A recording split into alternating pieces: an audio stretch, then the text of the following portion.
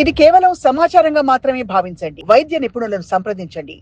పేదవాడి పక్షాన నిలబడతాం, ప్రజా గొంతుకై నినదిస్తాం. వాయిస్ ఆఫ్ వాయిస్లెస్, తెలుగువారి మనస్సాక్షి సాక్షి టీవీ. సాక్షి టీవీ ప్రసారాల కోసం మీ స్థానిక కేబుల్ ఆపరేటర్ను వెంటనే సంప్రదించండి.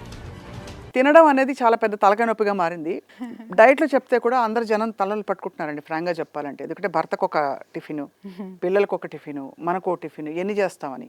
సో అసలు ఎక్కడ మొదలు పెట్టాలి డైట్ని చక్క పెట్టుకోవాలండి? ఫస్ట్ ఆఫ్ ఆల్ డైట్ అంటే మన దగ్గర ఎట్లా అయిపోయిందంటే అసలు ఫస్ట్ మీనింగ్ వేరు మన వాళ్ళది.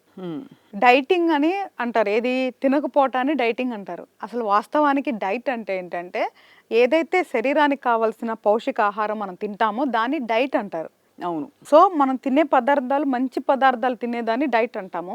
కానీ ఇప్పుడు చాలా మంది ఏంటి తినట్లేదా డైటింగ్ అంటారు. తినకపోవటాన్ని డైటింగ్ అనరు. బేసికల్గా ఏదైతే హెల్దీ ఫుడ్ తింటామో దాన్ని డైట్ అంటారు. సో మన వాళ్ళు వాడే పద్ధతే వేరు.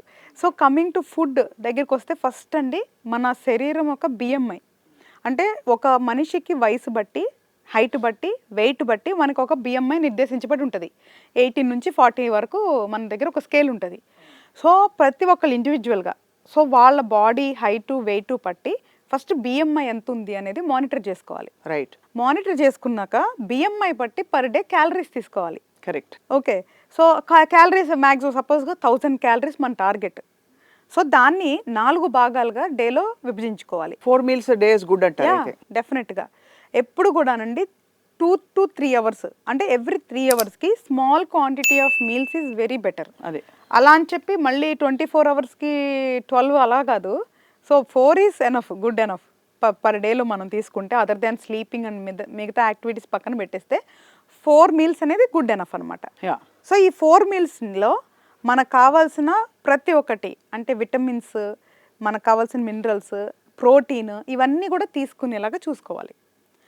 మన ఈరోజు ఎలా అయిపోయిందంటేనండి ఫాస్ట్ ఫుడ్కి బాగా అలవాటు అయిపోయారు, బయట ఫుడ్కి విపరీతంగా అలవాటు అయిపోయారు.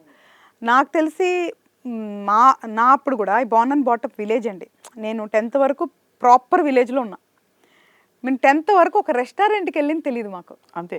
అంటే ఇదివరకు అలా ఉండేది. వాళ్ళ వెళ్ళినా కూడా సిటీలో వాళ్ళు ఎప్పుడో ఒక బర్త్డేకి ఒకసారి, అంటే సంవత్సరానికి 2 సార్లు 3 సార్లు మ్యాక్సిమం వెళ్ళేవారు. ఇప్పుడు నాకు తెలిసి ఆల్మోస్ట్ డైలీ మెనీ టైమ్స్ వెళ్తున్నా. ఇప్పుడు మనం వెళ్ళక్కర్లేదు, చేతిలో ఉంది కదా, అరచేతిలోనే వైకుంఠం ఉంది కదా మనకి. సో నేనేమంటున్నానంటే సో ఎవ్రీ వన్ వాళ్ళ బిఎంఐ తెలుసుకొని క్యాలరీస్ డివైడ్ చేసుకొని కొన్ని రోజులు అంటే కష్టం అవుతుంది. ఇనీషియల్గా ఏదైనా సరే మానిటరింగ్ అన్నా ఎఫర్ట్స్ పెట్టాలన్నా కొంచెం ఇబ్బంది అనిపిస్తుంది. కానీ మనకి చెప్పారు ఆరోగ్యమే మహాభాగ్యం అని, హెల్త్ ఈజ్ వెల్త్. సో కంపల్సరీగా మన శారీరకంగా ఎప్పుడైతే బలంగా ఉంటామో లేదా మంచి పౌష్టిక ఆహారం తీసుకుంటామో మన ఆలోచనలు వేరుంటవి, మన స్కిన్ వేరుంటుంది, మన శరీరం పరిగెత్తే పద్ధతి వేరుంటుంది. సో ఎప్పుడైతే ఆరోగ్యం ఉందో అన్ని పనులు మనం చేయగలుగుతాం. రైట్. సో కాబట్టి ఇలాంటి విషయాలు నెగ్లెక్ట్ చేయకూడదు.